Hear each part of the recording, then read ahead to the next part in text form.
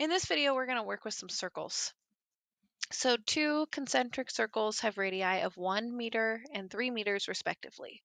A mouse travels around 17 degrees of the smaller circle, while another mouse travels around 9 degrees of the larger circle in the same amount of time. What is their ratio of distances traveled? So I like to always start by drawing a picture. So let's say that is a circle with radii of 1. Sometimes it auto snaps it into this perfect little circle, and other times it doesn't. So there's 1 and there's 3. Let's actually make this one a different color. Let's say it's orange. So there's 1 and the other one is 3. And so this mouse that goes with a 1 travels 17 degrees. So 17 degrees. And we are caring about the ratio of the arc length there, the sector of it. Now, this one is 3, and they're traveling 9 degrees. So a smaller angle, but the arc length may still be bigger. So we have a couple of different ways to think about this. Every circle is similar. And if every circle is similar, we could set up some ratios here. So we could say that 1 times 17 is to 3 times 9. There's a ratio. You could also write it like this, or you could write it like this. All of those would be a ratio just looking at the similarity of the circles.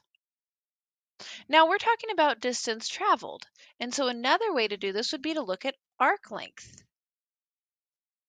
because the distance traveled would be the arc length, and arc length is S equals R theta, and theta must be in radians.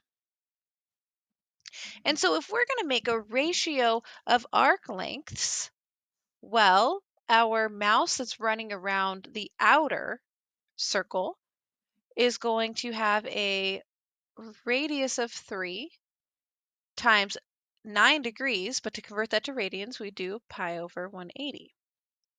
And so this ratio, or this arc length, becomes 27 pi over 180.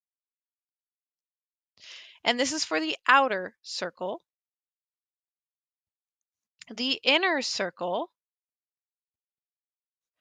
our arc length is going to be 1 times 17, and that's 17 degrees, and so we'd have to multiply it by pi over 180 to turn it into radians, which ends up being 17 pi over 180.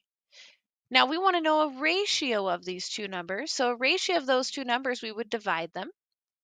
So 27 pi over 180 divided by 17 pi over 180. Well, when you cross multiply, the pi's are going to cancel each other out, and the 180s are going to cancel each other out. And we're going to end up with 27 over 17. Look at that. Same thing. So you could do this using arc length. You could do this using similar circles. Whatever makes the most sense to you is going to be what is going to work.